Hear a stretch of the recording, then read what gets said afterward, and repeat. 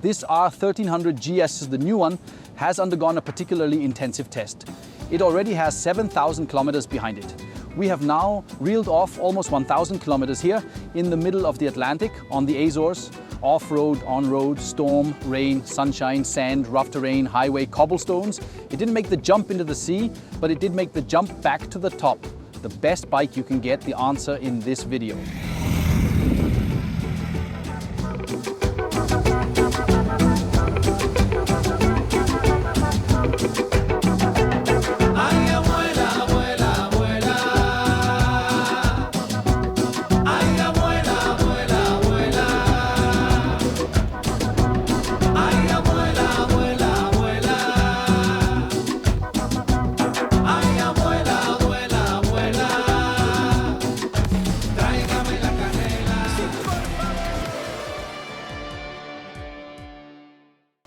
BMW 1300 GS videos, we now have quite a few on our YouTube channel. I've also made some of them already and have gained quite a lot of experience with the 1300 GS.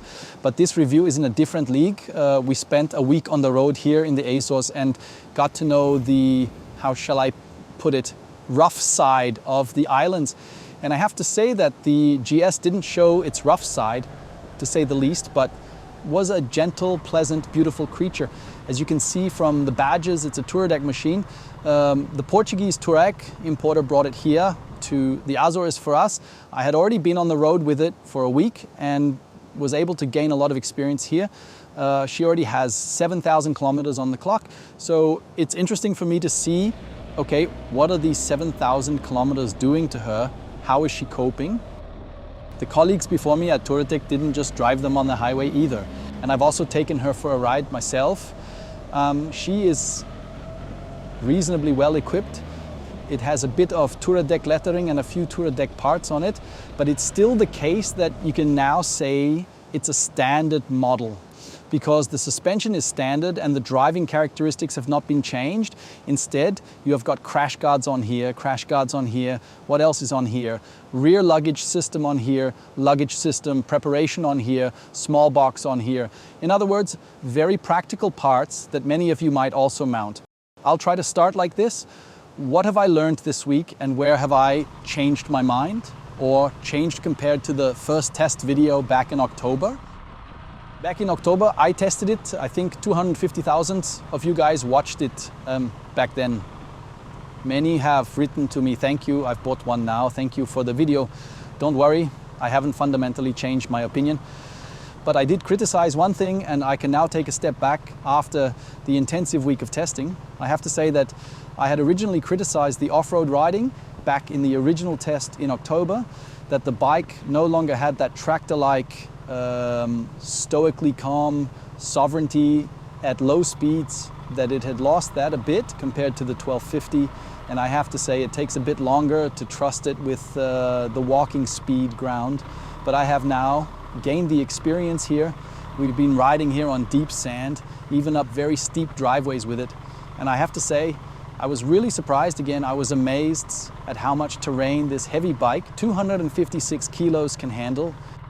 And I have to say, those were the strengths that I liked about the old GS. Low center of gravity, great engine running characteristics, good front wheel control, and that's what I liked about the 1250. And I didn't like it so much when I first tested it, and now it's got into my heart. And I have to say, now we're completely back on the same track. I have a lot of off-road confidence with it. We're in a group with a mixed group of colleagues here. I rode in the Azores rally. Some of my colleagues rode on tougher enduro bikes, but there were also other riders on the 1300 GS. And we took on some very, very intense terrain, and that's when I regained full confidence in the GS. It was great. Where I didn't pick on it at all during the first test, where I thought to myself, yeah, it's not that bad.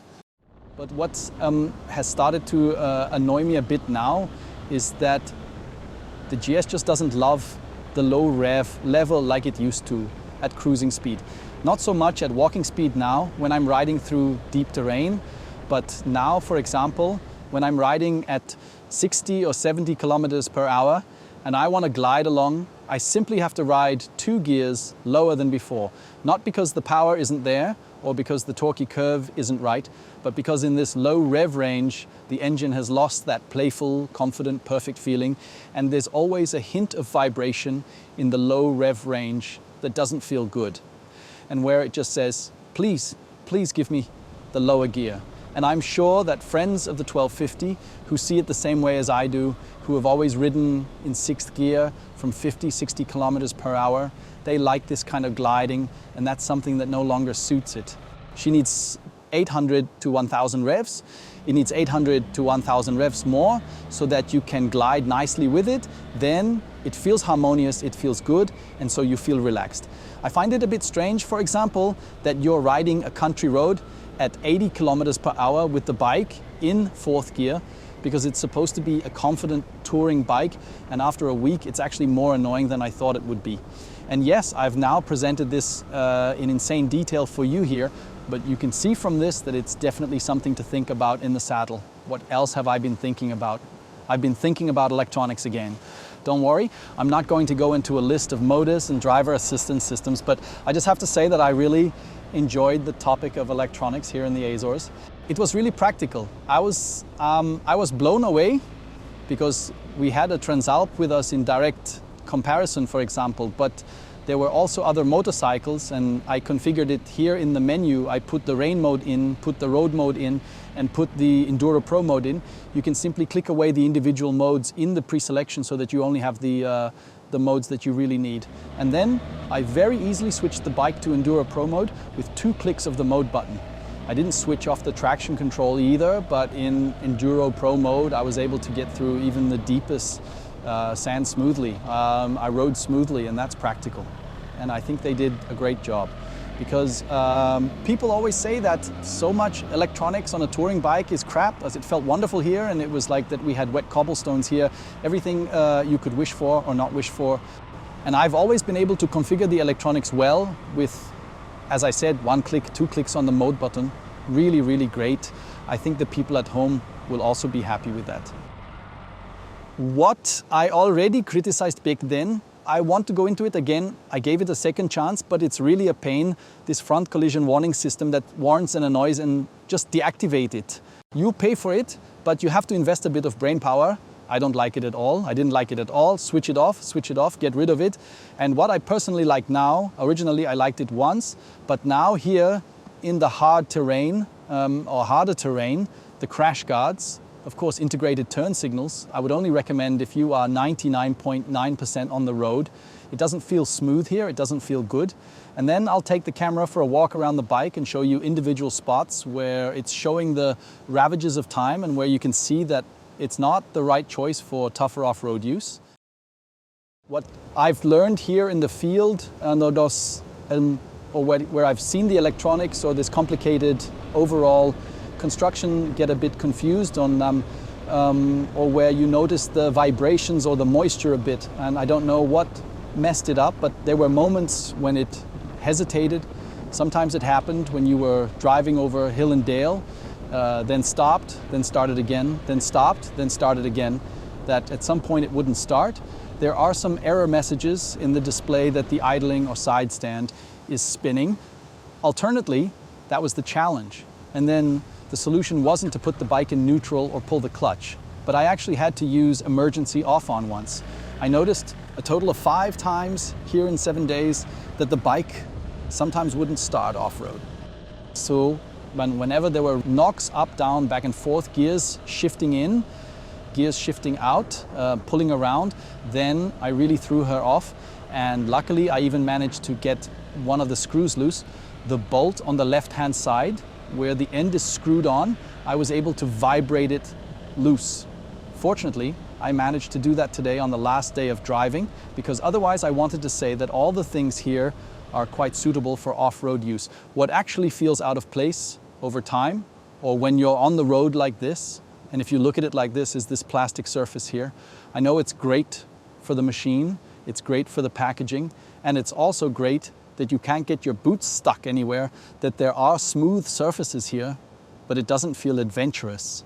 And it doesn't look nice either, because it's kind of a pain when you have dirt splattered all over it It doesn't feel right somehow. It doesn't feel like this surface here, this flat covered surface, was made for an adventurous motorcycle. I still haven't got used to it, I have to say. I still found the solution in the old one. I'm more in the old one, on the old 1250 GS, more beautiful. So that's it for the rant. Where have I already made wonderful friends with the new concept? Basically the 1300cc engine, with the exception of the revs and gearbox. But this 1300cc engine and I are already the best of friends. So there would never have been anything else. Uphill, downhill, highway. It's simply awesome. It has torque, it has power, it has punch, it's predictable. It's a really good engine. I'm sure that customers who buy this bike and get to grips with this transmission issue will really love this power unit again, and that they will enjoy it. It's a bike that really gives you that pride of ownership through that engine. That's been the case all week, that there are always these moments where you have to enjoy this sovereignty, where you just let the steam hammer out of the bends and then the engine catapults you forward, and then you're happy about the performance. I know sometimes you think it's unnecessary, all that power and weight and the expensive bike. Then you think to yourself, the 900 is actually useful, it will do the job. But then there are those moments when you're just happy that you treated yourself to it. And I can guarantee you, if you buy one, it's a lot of money, but this engine radiates this vitality, this driving pleasure, also, this premium level. So now I've driven a lot, seen a lot of terrain, experienced a lot, and this fascinating engine, 7,000 kilometers on the clock, 1,000 kilometers here in the Atlantic, it loses none of its fascination. And that's nice, because it's not every day that you get to enjoy this fascination. I'm sure of it, that those of you who have already bought a GS will confirm this, that you will have a lot of fun, even with this engine, I'm sure of it. What I have to say, what didn't work out so well here in the configuration is this black windshield. I wouldn't do that. It looks sexy, but I would make it very small and black if I had to.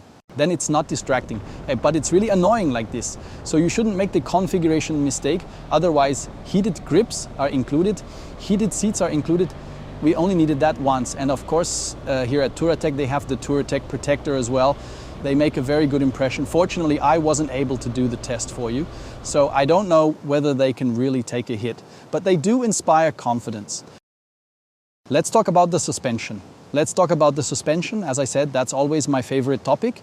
And I have to say, it's one of the bigger points of criticism for me, because I now have the feeling, well, I also have the feeling that it's an expensive bike, and I have high expectations. And I never get tired of criticizing and addressing that. It's good and everything is fine, and many of you will probably be satisfied. Everything is wonderful, but I know more would be possible if they just invested 50 euros, 100 euros, 200 euros, I don't know, more. And if they let the customers have this and say, okay, let's have 0.5% less profit with the bike. In return, they have a much better suspension.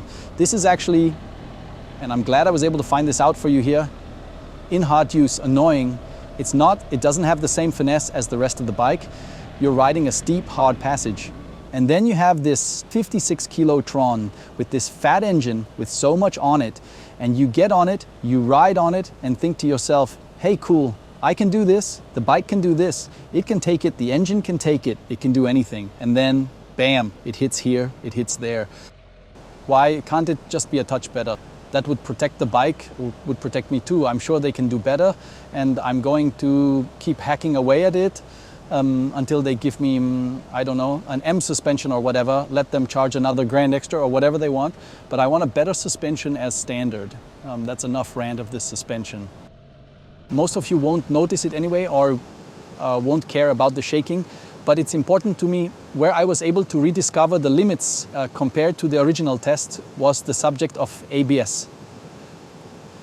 Not ABS, but that's combined braking system. That's something I think they'll get better at if they do a bit more testing. The ultimate challenge is very rough asphalt, very undulating asphalt, or cobblestones in combination with wet conditions and poor grip. The problem is that if you brake with the front and rear brakes at the same time, you can no longer feel what's going on.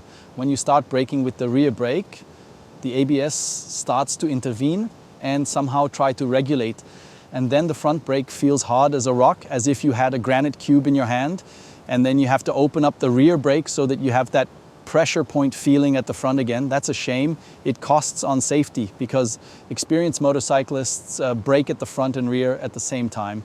And that's hardly possible in tricky situations because the ABS gets confused. And I tried it in various modes, but I couldn't get rid of it either. These were the things that I discovered over time, that they are worse than I originally thought due to more experience and more kilometers. But don't worry, dear GS fans, I also found out things that I liked even more over time. That is the outstanding riding comfort and the practicality of the assistance systems. So this, you have a heavy, strenuous, powerful motorcycle. You sit in there, even in a demanding passage. And if you have no problem with the size, with the weight, you really have a lot of confidence, and that takes a bit with 256 kilos on the scales. But then you can really enjoy it to the full, that through this high quality, you can really ride many intensive passages. That's where I was really able to score extra points, or the GS was able to score extra points for me, for riding such fantastic terrain with me here in the Azores, and for the fact that all these components worked so well in practice. I give it credit for that. And that all this configuring and setting up is also so practical. You just love using the cruise control. It's simply great. And so the controls are also great. When you're driving on the highway with this rocker switch on the left end of the handlebars, I put the cruise control on when I'm going off-road, or when I know the weather's going to get worse, I put the windshield on. It's really quick and easy, and you really enjoy using it in practice. Then you put the cruise control in with the distance control, and it works like a dream. You really have a great glide, and then you can go off-road and play around as if it were a cool, casual enduro. Everything is fine. I have to say, wind and weather protection was okay overall, but you can see it. Well, I hope you can see it. It's still the case that I wouldn't say it's flawless now. It was basically all soaked at the end of the day. I haven't washed it now for 5 days, 6 days, and basically everything on the bike is dirty, except for where I'm sitting on top.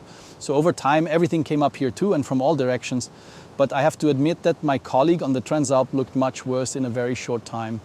The fact is that this is at a very good level, but possibly not good enough for more demanding colleagues. There are motorcycles that can do even better. It's also the case that there are also accessories that you can add, a splash guard to the rear, etc. Yes, I would do a walk around now and maybe show you a few little things with the walk around that don't give me so much, how should I put it, confidence. I'll show you that briefly. So let me show you, I've basically sprayed on a lot of dirt now. The fact is that the splash guard or the floor protection here from Touratech has more or less kept out the worst of it. And nevertheless, the engine still gets a lot, but it hasn't done any harm. Fact is that the whole area up here with the suspension strut is protected in a very practical way. It's not quite so badly covered in dirt. It's also the case that the area on top of it is cleaner, so not so much has been sprayed on there either. That's fine. Where I always put it, you can see that it's not quite as clean. It's been sprayed right up to the seat, but the overall spray protection isn't as good. The area looks even better than I expected. So there's a sticker on it, even underneath. It's not so bad, but I'm afraid that this metallic surface here, I now have 7,000 kilometers on the clock. So that's a point here. You have this large area here that it won't look nice for long. That could become a problem. These huge plastic surfaces, you can already see it now, 7,000 kilometers here. That's a shame because you have such a noble product, and this area, it wears out quickly because you drive it a lot and a lot of dust, dirt and so on. I don't think that's so good. What was good about the Touratech parts, because I already have them here in the frame, really cool foot guards, super grip, super practical. I couldn't try out the crash bars, I can't say anything about them. And I put the small rear bag on it. Yes, it's not rocket science, but even that worked well. What else did I want to show you? I'll show you another cable connection that I don't like so much. You've got this blind spot detection in here, this thing here, which is why you need a cable connection. And this cable connection here, guys, I hope I can get to it. Take a look at this. I don't give it much credit. Look at these Mickey Mouse cables. I can't imagine this going well for long. Now you got here with this rough motorcycle, you got this cable coming out of there. I don't know, I just don't know. Maybe I'm being too critical. You can post it underneath, but look at the small one. It's always too exposed there. The rest is reasonably well laid here and everything is fine. I got the bolt loose. That was the only screw on the GS that didn't make it through the week perfectly. And someone gave out the tool. That's why I can't get it screwed tight. Absolute hymns of praise for the tire, the Metzeler Karoo 4. This tire is awesome. You won't believe the terrain you can ride with this tire. We have tried every terrain you can imagine with this tire. Super top universal talent. Wonderful, wonderful. Let me take a closer look. You can see it's dirty. It gets interesting with the plastic parts. It could start to get rancid at some point. It still works. This one is cheap. This is not cheap. This thing here will probably lose its shine at some point, and that's a shame because it's probably relatively expensive. This is the framework. The stand extension is our best running gag at 1000 PS. It's the least cool gadget you can have, but I didn't want to do without it. It was super practical. This is the kickstand extension from Touratech. The GPS holder is too bulky for me. I don't like it that much, but of course it's a solution where you can even lock it with the navigation system. Yes, so much for the walk around of the machine. Apart from that, there were no major incidents that I would like to mention. In conclusion, I think it's done a great job. Not only for me, I saw some 1300 GS riders at the Azores rally. I have to say they were the riders who had the fewest problems off-road. They were very experienced people. They completed all the passages with the big machine. They were the experts. It was a perfect fit. None of them were lying down. That was a 1250cc rider. One of them had a flat tire. All in all, I can't say how these crash parts hold up, but it has to be said it has 7,000 kilometers on the clock, a lot of it off-road, and in return it has demonstrated its qualities. In this respect, for me, again, a rating in this video where I can say the machine is in this respect, there is often hated in their direction. Far too heavy, far too expensive, fancy only for doctors, blah, blah, blah. That's fine. If doctors can ride so well that they want a motorcycle that is for globetrotters and people who like to have intense experiences and want a premium product with lots of features, they want to spend the money, then they will also get a real motorcycle with performance qualities where you can have great experiences. It's not just fancy for the shiny brochure, it's tough. And I can endorse that, dear friends. And I would be delighted if the experienced GS riders among you could find out in practice whether this battery inside, which is smaller, this lithium-ion battery in the new one, if you buy a lot of accessories, whether you can bring it to its knees, maybe one of you has already succeeded. And yes, that's the only thing I haven't really been able to push to the limit myself. Otherwise, thanks for your interest. Give us a thumbs up and subscribe to our channel. Goodbye and see you next time on 1000 PS TV.